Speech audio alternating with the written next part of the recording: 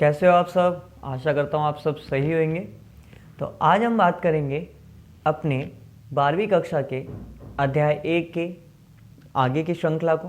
तो हड़प्पा सभ्यता की अगर बात करें तो हमने जैसे कि पिछली कक्षा में हमने देखा भी था, तो मोहिंजोदारो एक ऐसा शहर था जो कि यहाँ पे सबसे विकसित शहर देखने को मिला है, जिसमें एक नियोजित शहरी केंद्र हुआ करता था। अर्थात ये एक शहर की तरह था जिसमें सबसे अनूठा और विशेष पहलू जो देखने को मिला है इसका, वो है हमारा शहरी केंद्रों का विकास। तो जिसमें हमें मुख्य रूप से जो शहर थे वो 2 भागों में विभाजित देखने को मिले हैं। सबसे पहला जो बस्तियां हुआ करती थी उनको दुर्ग और निचले शहर में बांटा गया है। दुर्ग अगर देखा जाए तो ये आकार में तो छोटा था, लेकिन ये ऊंचाई पर स्थित था। ऊंचाई इसकी इतनी ज़्यादा क्यों थी? क्योंकि जब बनाया जाता था तो कच्ची ईंटों के चबूतरे पर बनाया जाता था, अर्थात दीवारों से इसको घेरा जाता था। दीवारों से घेरने का मतलब क्या था कि मतलब सिर्फ इतना सा था कि इसको दुर्ग को निचले शहर से अलग किया जा सके, जिसके दौरान अब निचले शहर की भी अपनी कुछ विशेषताएं थी। ये आकार में दुर्ग के अनुपात में अगर देखा जाए तो ये बहुत बड़ा था। इसके अलावा ये ऊंचाई पर तो नहीं बनाया जाता था क्योंकि ये चबूतरे पर नहीं बनाया जा रहा, तो इसलिए इसको ये नीचे स्थित था, इसलिए इसका नाम निचला शहर भी कहा जाता है। यह भी दीवार से घिरा हुआ था। इसका दीवार से घेरने का सिर्फ कारण ये था कि इसको बाह्य सुरक्षा प्रदान की जा सके। लेकिन नियोजन की बात करें तो नियोजन में सिर्फ यही नहीं, इसके अन्य साक्ष्य भी देखने को मिले। नियोजन के अन्य लक्षण क्या थे कि बनाए कैसे जाते थे ये शहर? तो इसमें ईंटों को धूप पे सुखाया जाता और भट्टी में पकाया जाता। तो अगर हम बात करें तो यहाँ के लोग भी ईंटों से घरों का निर्माण करना जानते थे, क्योंकि ये पहले ईंटों को धूप में सुखाया जाता और बाद में भट्टी में पका दिया जाता। इसका मतलब ये था कि ये ईंटों को धूप में सुखाकर भट्टी में पकाना जानते थे। और जिस प्रकार हमें यहाँ पर क्या मिली है, जो ईंटें प्राप्त हुई तो उनकी लंबाई, चौड़ाई और अनुपात या फिर ऊंचाई का जो अनुपात था वो 4.2.1 के अनुपात में ईंटें देखने को मिली हैं। अर्थात इसकी लंबाई, चौड़ाई और ऊंचाई 4:2:1 के रूप में देखने को मिली और एग्जाम में ये आपसे पूछ लिया जाता है।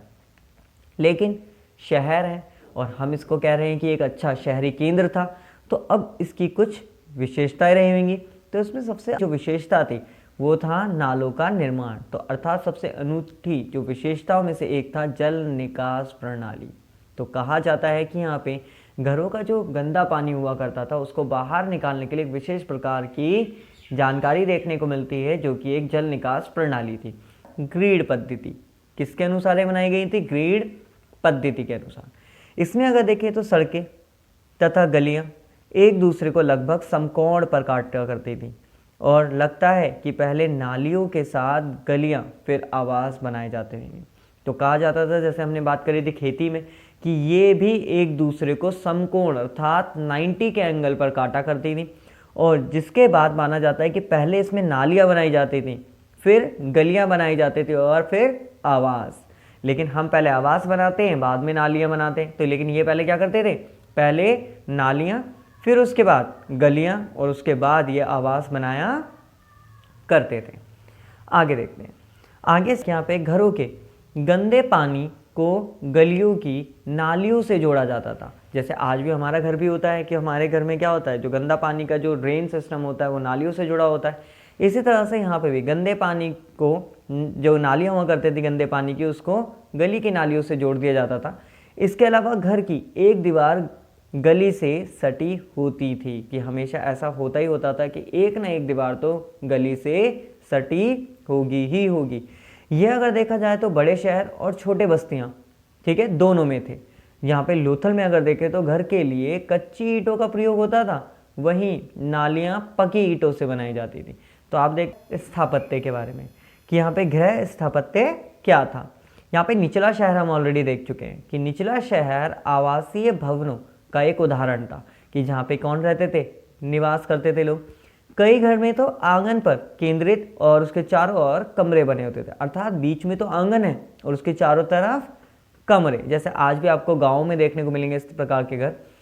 अगर देखा जाए तो आंगन का प्रयोग किस लिए करते थे? आंगन में खाना पकाने और कटाई करने और शुष्क मौसम में इसका प्रयोग किया जाता था, अर्थात गर्मी से बचने के लिए। इसी वजह से यहाँ पर एक एकांतता का भी बात आती है। एकांतता मतलब कि भैया कोई किसी को परेशान ना करे, जिसकी वजह से जैसे आज आपने देखा होगा बहुत सारे लोग हैं आते जाते एक दूसरे घर में झांकते हुए जाते हैं, लेकिन उस समय पर इस चीज़ का बड़ा ध्यान रखा जाता था। जैसे भूमि तल पर खिड़कियाँ नहीं होती थी, अर्थात ग्राउंड फ्लोर जो होता था या फिर हमारा जो बिल्कुल निचला वाला जो मंजिल होती है उसमें जो हम खिड़की बना देते हैं और उस खिड़की अगर खुली होती है तो लोग आते जाते देखते हुए जाते हैं भैया घर में क्या हो रहा है। लेकिन उस समय पर इस चीज़ का ध्यान रखा जाता था, वो ग्राउंड फ्लोर पर किसी भी तरह की कोई भी खिड़कियों का निर्माण नहीं करते थे। वो किस चीज़ का ध्यान रखते थे? एकांतता का। इसके अलावा मुख्य द्वार से आंतरिक भाग तथा आंगन का प्रत्यक्ष दृश्य नहीं हुआ करता था। जैसे आज अगर हम देखें तो गेट या फिर कोई खिड़की होती है घर के बाहर, तो उससे आप अंदर तक का देख सकते हो कि भैया इनके यहाँ कितने कमरे हैं, क्या क्या है, कैसा है। लेकिन उस समय इस चीज़ का ध्यान रखा जाता था कि उस समय पर आप अगर गेट पे खड़े हो तो गेट से आपको अंदर का कुछ भी नज़ारा नहीं दिखेगा। इसके अलावा फिर हम बात करते हैं, ये तो हमारा हो गया क्या, गृह स्थापत्य की बात करी, हमने निचले शहर की बात करी। अभी हम बात करते हैं दुर्ग। दुर्ग के अंदर क्या विशेषताएं थी, जो हम विशेषता पढ़ तो चुके हैं, लेकिन उसके अलावा भी यहाँ पर एक माल गोदाम हुआ करता था। माल गोदाम का अर्थ ही पता है, जहाँ पे माल को रखा जाता हो। ये इसका जो बेस हुआ करता था, मतलब इसका जो निचला हिस्सा हुआ करता था वो तो ईंटों से बनाया जाता था, लेकिन उसके ऊपर का जो भी हमारी बनावट है वो सारी की सारी ऊपर की जो बनावट थी वो लकड़ी के द्वारा बनाई जाती थी। लेकिन दुर्ग के अंदर एक तो माल गोदाम की विशेषता थी, दूसरी क्या थी, विशाल स्नानागार की। अब विशाल स्नानागार क्या होता था? विशाल स्नानागार अगर देखें तो एक जलाशय था जिसको आयताकार का बनाया गया था। कैसा निर्माण किया गया था? आयताकार का।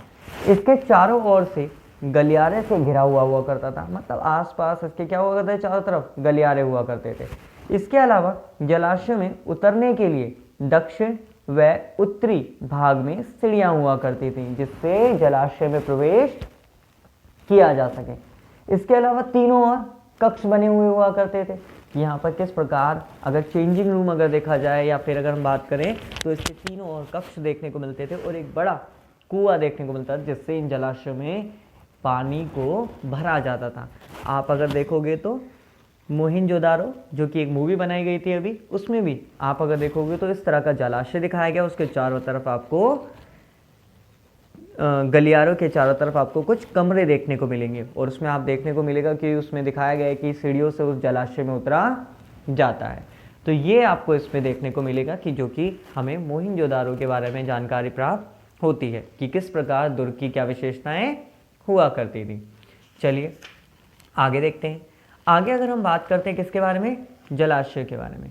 जलाशय में अगर देखा जाए तो इसका जो जल हुआ करता था, इसका एक बड़े नाले में मिला दिया जाता था इसका जल, क्योंकि जल को क्या करा जाता, समय पर खाली भी किया जाता था, इसको दूसरे जल भी भरा जाता था।